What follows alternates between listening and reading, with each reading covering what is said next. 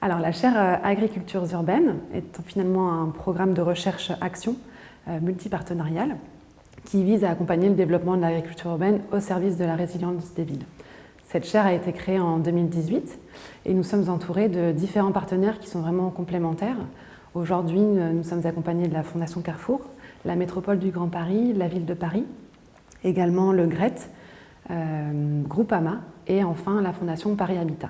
La chaire Agricultures urbaines, portée par la Fondation AgroParisTech et en lien direct avec les activités d'AgroParisTech, c'est un programme de recherche-action multipartenarial qui existe depuis 2018 et qui vise à accompagner le développement de l'agriculture urbaine au service de la résilience des villes. Donc pour ce faire, nous sommes accompagnés de différents partenaires avec qui nous travaillons étroitement et avec qui nous mettons en commun à la fois des questionnements, des terrains d'études et bien sûr des compétences, connaissances pour répondre aux différents questionnements qui ont émergé du fait du développement de l'agriculture urbaine. Donc pour répondre à cet objectif d'accompagnement de l'agriculture urbaine, nous finançons différents types de travaux, que ce soit des thèses, des stages, des post-doctorats, des travaux de recherche, et nous déclinons en différents objectifs et thématiques. Les 3 thématiques que nous traitons au sein de la chaire concernent dans un premier temps l'alimentation pour tous, finalement comment produire en qualité mais aussi en quantité des produits accessibles à toutes et tous, parce qu'on a observé notamment que l'agriculture urbaine développait un certain nombre de produits très souvent à haute valeur ajoutée, des produits de niche qui avaient tendance à finalement augmenter les inégalités d'accès à ces produits-là. Et donc nous, on essaye justement de trouver quelle forme d'agriculture urbaine et comment rendre ces produits accessibles. Et également une dimension de contamination des sols, c'est-à-dire produire des produits qui soient dénués de toute contamination et donc sains. L'autre axe thématique concerne l'analyse des modèles économiques et de la durabilité de ces projets-là, et notamment d'identifier les projets les plus pertinents en fonction des territoires et enfin évaluer leur durabilité dans le temps. Et enfin, le troisième axe thématique concerne tous les aspects écosystémiques, les différents services rendus par justement les différentes formes d'agriculture urbaine. Donc nous finançons notamment des travaux sur la biodiversité des toitures végétalisées et cultivées, sur la gestion de l'eau, finalement quel type d'eau est utilisée et comment mieux la gérer en agriculture urbaine. Un point important et qui nous tient à cœur, donc, qui concerne l'intérêt général, porté par une fondation, qui est la Fondation AgroParisTech. Nous avons à cœur de diffuser et de partager largement ce que nous produisons et également d'animer un réseau d'acteurs qui s'appelle Agriculture urbaine et précarité alimentaire et qui vise justement à réunir différents acteurs, que ce soit des bailleurs sociaux, des associations, des collectivités, mais aussi des chercheurs, et finalement de partir du terrain, des problématiques que l'on rencontre sur le terrain pour favoriser cet accès à l'alimentation durable et de voir comment répondre à ces différentes problématiques, quels questionnements émergent et comment, au travers de la recherche-action, on peut y répondre et trouver des solutions concrètes pour améliorer cet accès. Ce réseau a été créé au regard de 3 grands constats. Le premier concerne l'aide alimentaire qui a de nombreuses limites et une de ces limites est notamment de ne pas fournir assez de produits frais, notamment des fruits et légumes, à des publics qui en ont le plus besoin. Et également, l'aide alimentaire a un aspect aussi très distributif qu'on essaye de retravailler et surtout de voir comment les publics peuvent être directement consommateurs et vraiment acteurs de leur alimentation au quotidien. Le second constat, c'est finalement que, comme je le disais, des produits de haute valeur ajoutée et des produits de niche en agriculture urbaine et comment on peut arriver à rendre plus accessibles ces produits-là. Et enfin, le troisième constat, c'est qu'il y a une vraie envie, une vraie volonté de certains habitants des quartiers populaires d'avoir des jardins de pied d'immeuble, de cultiver, mettre les mains dans la terre et pour certains valoriser des compétences qu'ils ont déjà de par leur histoire.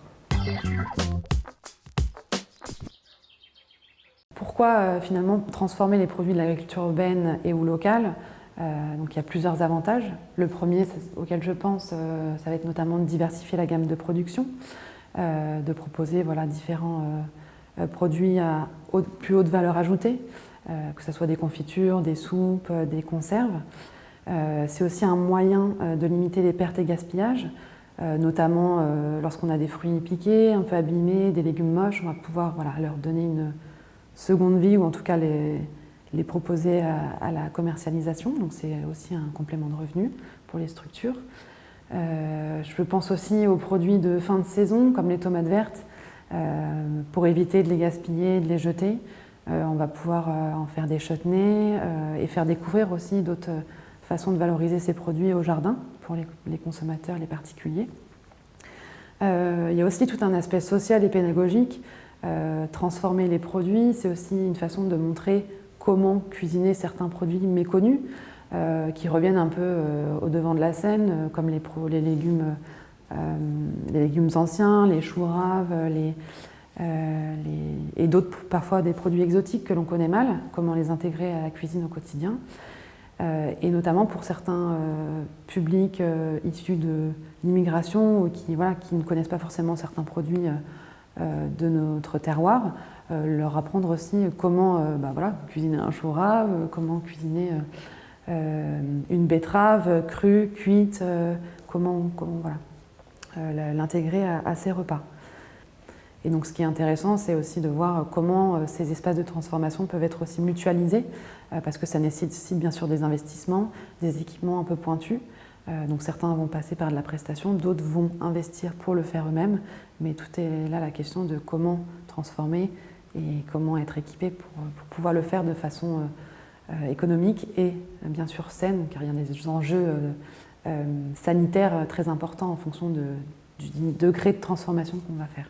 Afin d'étudier un peu plus en détail les liens entre production, voire autoproduction et transformation alimentaire, nous avons mené une étude entre 2018 et 2019 au sein de la chaire sur les différents types de projets aujourd'hui qui existent en France mais aussi à l'international, qui visent à transformer des produits issus de l'agriculture urbaine et ou locale lorsque l'agriculture urbaine n'est pas présente, et spécifiquement par et pour des publics en situation de précarité alimentaire.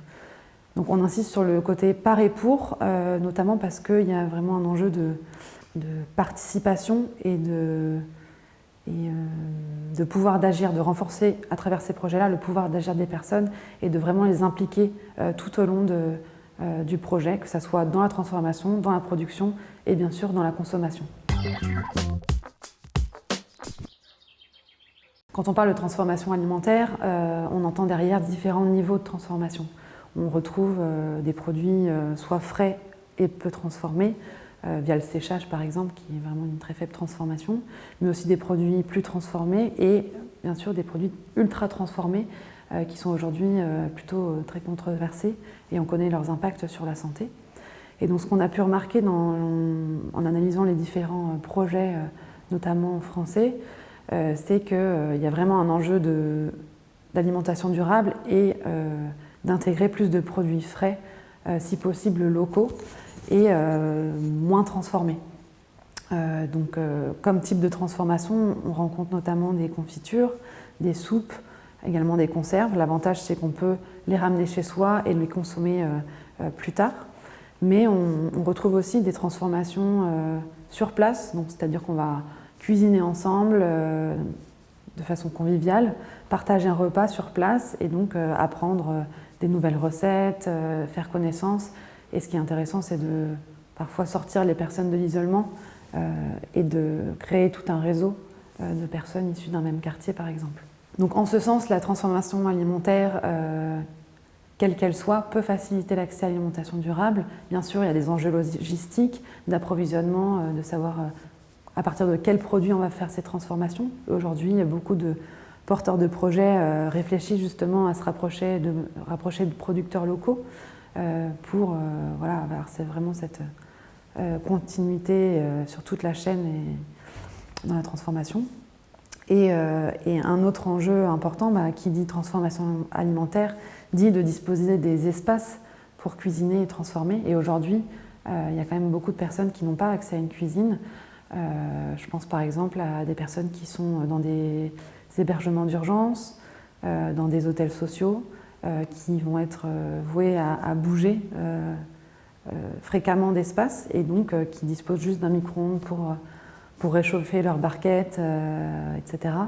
Et donc ce qui est intéressant, c'est de voir dans quelle mesure le couplage entre jardin et aussi espace de transformation peut favoriser cet accès et donc de prévoir des aménagements, des cuisines mobiles dans certains cas, ce qui peut être intéressant, et surtout d'avoir des cuisines partagées, de mettre en commun des ressources, que ce soit des ressources financières, du matériel, de l'énergie humaine, et de cuisiner ensemble et de pouvoir remporter des chez soi ou consommer sur place des produits économiques et plus sains. Alors, dans l'étude que nous avons menée, nous retrouvons 3 grands types de projets avec différents types d'implication des publics et également différentes contributions à l'alimentation de ces projets-là. Dans un premier temps, on a des projets qui sont par des publics en situation plus ou moins précaire. Je pense par exemple aux ateliers chantiers d'insertion qui vont employer directement des personnes éloignées de l'emploi, les former, leur faire développer tout un tas de connaissances et de compétences qui vont pouvoir par la suite valoriser. Mais dans ce sens, ils ne vont pas consommer les produits qui vont être amenés à transformer. Je pense par exemple à des ateliers traiteurs. Donc les personnes vont transformer, mais les produits vont être destinés à d'autres types de publics, que ce soit des entreprises, des associations, des particuliers. On retrouve dans un second temps des projets qui sont pour ces publics cibles, mais qui ne vont pas être impliqués forcément dans la dynamique du projet. Donc je pense par exemple aux ateliers cuisine, c'est-à-dire que c'est à leur destination, on va les former, sensibiliser à différents types de produits, savoir les transformer, mais ils ne sont pas initiateurs du projet et ne sont pas toujours impliqués en tout cas dans la dynamique du projet. Et enfin, le dernier type, c'est les projets par et pour, donc qui sont vraiment souvent à l'initiative des personnes directement en situation de précarité alimentaire et pour leur propre alimentation. Un des exemples de projets par et pour, c'est l'exemple des cuisines collectives, ou parfois nommées cuisines partagées, qui ont vu le jour notamment au Canada et au Pérou.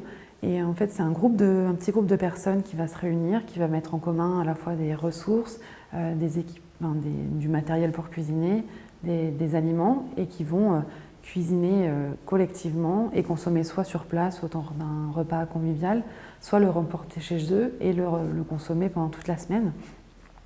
Bien sûr, l'intérêt est aussi économique, c'est en mettant en commun ces ressources, on va minimiser le prix du repas et donc faciliter un peu plus l'accès à une alimentation équilibrée.